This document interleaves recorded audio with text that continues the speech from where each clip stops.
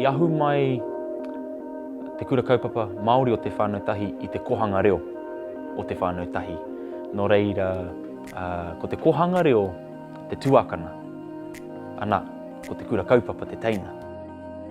Ko te ohi ake i te timatanga kia whakatūwhera i te Kura Kaupapa i te taha o te kohanga reo. Engari nā te mea i ahua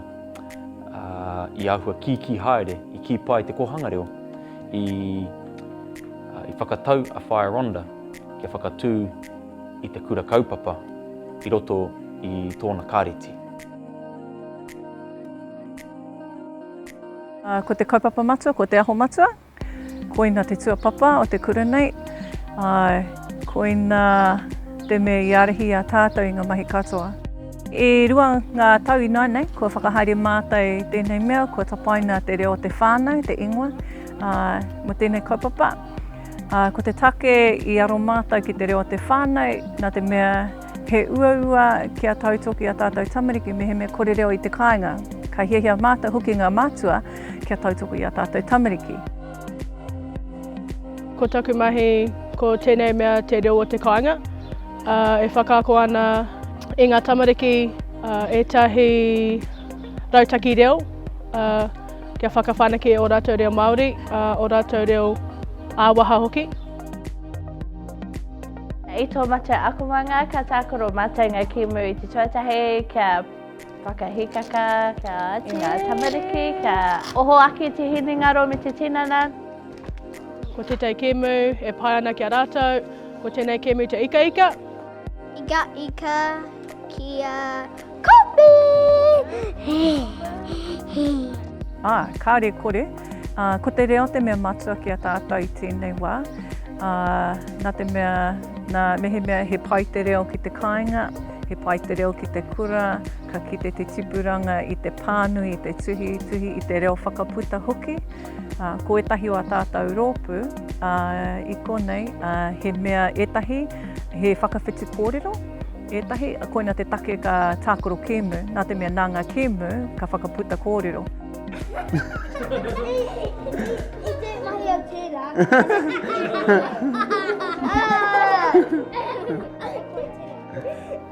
Ko te pāinga ki au,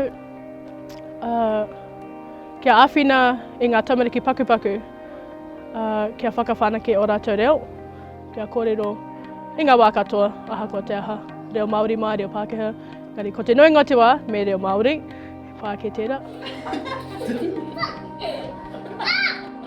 Hoki mahi, kia whai i ngā rautaki, kia pai tō rātou ako, kia kaua, kia kore rātou e hariki wiwi ki wawa.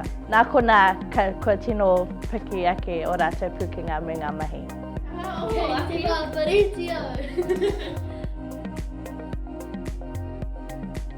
Ka āwhina ia hau me te rōpū o kahu i ngā mea katoa. E tauira ka kore o Pākehā. Engari, he tino nana mātai ki te kōrero Māori.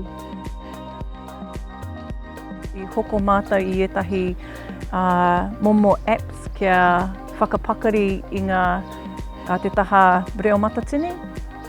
Kua kawea etahi o inei tamariki ngā ipapa ki te kāinga kia whakaharatau ki te kāinga hoki. Me kore ake nei Pūtea, me kore ake tātou te hokona era momo, ka kawea ki te kāinga, nā te kāinga hoki tautoko i ngā tamariki i a mātou hoki. I hoatu mātou ngā kupu, ngā rerenga kōrero ki a tātou whānau, ka hara mai ngā mātua, ngā kuia, ngā tamariki hoki, kia mahi tērā whaia ki te kura. Ako rātou i whakaharatau tātou te reo i te kraihe, ka tahe ka mahi anō ki te kāinga.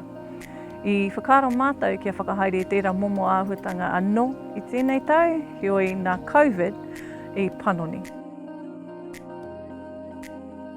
I te wā i tai mai a COVID kia mātou te whakaro me pēhea tonu tātou i tautoko i a tātou whānau i a tātou tamariki, ko tētahi mea i timata mātou i te wā ka noho kai taumata whā, i timata mātou ngā kēmu pērā ki te wharewhare, mā runga ipurangi, kia hono tonu mai ngā whānau ki a mātou, kia rongo tonu rātou ki te reo, kia whakaharatau tonu i te reo. kia whānui tonu te whakawhanaungatanga. Nā te me mōhio ana mātou he taumaha. Taumaha mua a tātou whānau kia noho ko rātou anake ki te kāinga. Ko tino kitea ngā whanaketanga. E toru aku tamariki, 5 ara tautau. I te wā i timata au ki enei mahi, tētau te marama i a rātou kōrero. I nai nei, he waha papā rātou, ka kore rātou e ngū, ka kōrero i ngā wā katoa. Te hoha etahi wā, engari he pai kia rongo i a rātou reo. They've enabled my son Corbin to have extra one-on-one support from Wairere, as well as Kipere. She gets the extra support too. So, you know, during COVID and being back at Kura now, they get like video time with her where she sends them Google Docs to help them with their reading and their writing and their kōrero especially.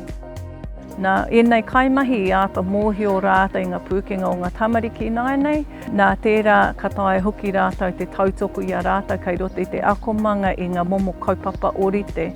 Rite ki te tuhituhi, nā i rite ki te pānui, ka tautoko rātou ki roto i te akomanga kia mahi pērā. I decided to send Felix to Kura Kaupapa to Whānau Tahi because his father lives in Auckland and he doesn't have a strong connection with that side of his family.